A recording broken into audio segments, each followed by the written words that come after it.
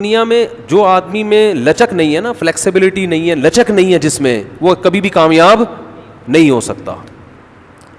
یاد رکھو یہ جو ہوتا ہے نا، میں اصول کا پکا، بھائی اصول کا پکا ہونا تو اچھا ہے، لیکن یہ اصول ہی غلط ہے کہ جو کہہ دیا تو اس پہ قیامت تک قائم رہنا ہے. یہ اصول ہی غلط ہے. اصول یہ ہونا چاہیے کہ جب موقع کی مناسبت سے جو بات ٹھیک لگے گی اپنے آپ کو چینج کر لوں گا. یہ اصول ٹھیک ہے، اس اصول پہ پکے رہو. اور یہ نبی سے ہمیں ملتا ہے یہ اصول. حدیث میں آتا ہے ایک صحابی نبی کے پاس آئے، مجھے صدقہ چاہیے، یہ چاہیے، وہ چاہیے. آپ نے فرمایا اللہ کی قسم تم پر خرچ نہیں کروں گا میں. وہ چلے گئے. آپ نے دوبارہ بلایا، فرمایا ان پہ صدقہ کرو، دے دو. وہ پریشان، یا رسول اللہ آپ نے تو قسم اٹھائی تھی کہ میں آپ کو نہیں دوں گا. آپ نے فرمایا من رأى علی یمین فرأى غیرہا خیرا منہا فلیکفر عن یمینہ، کہ جو شخص کسی بات پہ قسم اٹھا لے، جائز بات ہو، کوئی اگر حرام پہ قسم اٹھائی وہ تو بچنا لازم ہے نا، کہ میں گناہ نہیں کروں گا، وہ تو ویسے ہی حرام ہے. جائز کام، صدقہ تو جائز ہے نا، بلکہ ثواب ہے. فرمایا کوئی کسی جائز کام پہ قسم اٹھائے، پھر بعد میں اس کو خیال ہو کہ مجھے قسم توڑ دینی چاہیے، اس کا مائنڈ کیا ہو گیا؟ چینج. تو اسے چاہیے قسم توڑ دے اور کفارہ ادا کر دے، اس قسم پہ قائم بولو نہ رہے. قسم پہ جب قائم نہ رہنے کا حکم ہے تو بغیر قسم کے میں نے جو بول دیا بس وہ پتھر پہ لکیر بن گیا، یہ تو پاگل اور گدھے ہونے کی علامت ہے. قسم بھی اگر کھا لی ہو تو بھائی اس وقت یہ خیال تھا کہ نہیں دینا، اب زمینی حقائق کہہ رہے ہیں کہ اس کو دینا ہے، تو اب قسم توڑو، کفارہ ادا کرو اور دے دو. بات نہیں آ رہی میرا خیال ہے. یہ کس کی سیرت ہے؟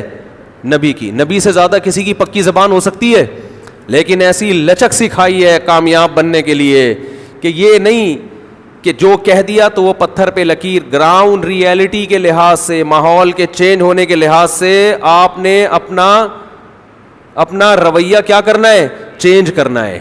اس وقت آپ کی رائے یہ تھی، اب آپ کی رائے وہ ہے. کیونکہ زمینی حقیقت بھی چینج ہوتی ہے اور انسان کی نالج بھی چینج ہوتی ہے اور انسان کی رائے بھی چینج ہوتی ہے. بعض دفعہ نالج چینج نہیں ہوتی، انسان تانے بانے ملا کے ایک رائے قائم کرتا ہے، بعد میں جب اور گہرا سوچتا ہے تو اسے لگتا ہے کہ وہ رائے ٹھیک نہیں تھی، تو وہ اسٹیٹمنٹ اس کا کیا ہو جائے گا؟ چینج. کوئی بات نہیں، دن میں 100 دفعہ چینج ہو جائے. ناکام وہ ہے جو کہہ دیا تو اڑ گیا، بس کچھ بھی ہو جائے. اب دیکھو ایک آدمی آپ کو مستحق نظر نہیں آ رہا تھا، آپ نے کہا اللہ کی قسم تجھے میں صدقہ نہیں دوں گا، تو فراڈی ہے. بعد میں پتہ چلا نہیں فراڈی نہیں ہے، آپ کو نہیں، میں نے تو بول دیا تھا میں نہیں دوں گا. بھائی اب فراڈی ہونے کی بیس پہ نہیں دے رہے تھے تو اب پتہ چل گیا یہ فراڈی نہیں ہے. بعض دفعہ پہلے بھی پتا تھا فراڈی نہیں ہے، اب بھی پتہ ہے نہیں ہے، لیکن پہلے خیال تھا کہ نہیں دینا چاہیے، اب خیال ہے کہ دے دینا چاہیے، تو رائے چینج کر لو. بہت مشکل ہے. اور گھریلو جھگڑوں میں تو میاں بیوی کی طبیعت میں اگر لچک نہیں ہے نا، 4 دن بھی ان کا رشتہ نہیں چل سکتا. یہ تو مجھ سے ابھی لکھوا کے سگنیچر انگوٹھے لگا لو، جیسے سبزی والے نے ٹھپے لگائے تھے انگوٹھے کے، انگوٹھے لے کے گھوم رہا ہوں. لیکن آپ انگوٹھے نہیں، آپ مجھے پکڑ لینا، میں کہاں بھاگوں گا. وہ جب بھی انگوٹھے کی بات آتی ہے مجھے وہ سبزی والا یاد آتا ہے جس کو میں نے بزنس کے لیے پیسے دیے تھے اور اس نے ایمانداری میں اسٹیمپ پیپر پہ اپنے انگوٹھے لگا کے دیے تھے. جب وہ پیسے لے کے بھاگا تو 3 سال میں نے وہ انگوٹھے سنبھال کے رکھے. اب لوگ مجھے کہتے ہیں نا وہ فلاں آدمی کو میں اتنے کروڑ روپے دے رہا ہوں تو اتنا ایماندار ہے، میں تو اسٹیمپ پیپر پہ لکھوا رہا ہوں اور انگوٹھے بھی لگوا رہا ہوں. میں کہتا ہوں یہ انگوٹھوں کا تذکرہ میرے سامنے مت کیا کرو، انگوٹھوں سے کچھ بھی نہیں ہوتا. بندہ اگر 2 نمبر ہے، اسٹیمپ پیپر بکری کو کھلا دینا، کسی کام کا نہیں ہے یہ اسٹیمپ پیپر، عدالت سے بھی نہیں نکلوا سکتے. سمجھتے ہو؟ لکھوایا کرو ضرور لیکن اس سے ہوگا کچھ بھی نہیں. عدالت انگوٹھا دیکھ کے بولے گی بس ٹھیک ہے انگوٹھا، اب انگوٹھے کو پکڑ کے جیل میں ڈال دو، بس انگوٹھے کو دیے تم نے پیسے. بندہ تو پکڑائی میں آئے گا ہی نہیں، آ بھی گیا تو کچھ بھی نہیں کر سکتے.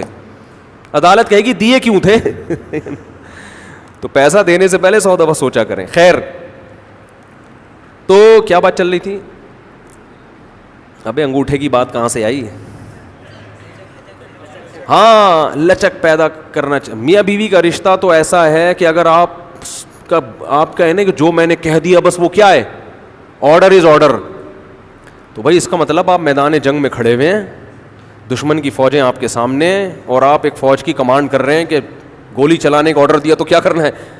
یہ گھر ہے، یہ میدان جنگ بولو نہیں ہے. یہاں آپ کا اسٹائل یہ ہونا چاہیے, آپ نے بیوی کو آرڈر دیا, گراؤنڈ ریئلٹی یہ کہہ رہی ہے کہ بھائی میرا روب اس پر بیٹھا ہوا ہے اور وہ پکوڑے بنا بنا کے خود ہی کھا رہی ہے, آپ کو ایک لقمہ بھی نہیں کھانے دے رہی. آپ غصے میں آئے, آپ نے کہا بیگم مزید پکوڑا اگر کھایا نا تو, گراؤنڈ ریئلٹی کہہ رہی ہے کہ اس دھمکی سے یہ پکوڑے کھانا چھوڑ دے گی نا. لیکن آگے اس کا ایٹیٹیوڈ آپ نے دیکھا, اس نے کہا تو کیا کر لے گا, فوراً وہ کرچھلی اٹھائی, تو کیا کر لے گا, فوراً لچک پیدا کرو. بولو تو صبر کروں گا اور کیا کروں گا, یہ کامیاب, یہ گھر کیا کیسے چلے گا, یہ رشتہ جوڑا رہے گا.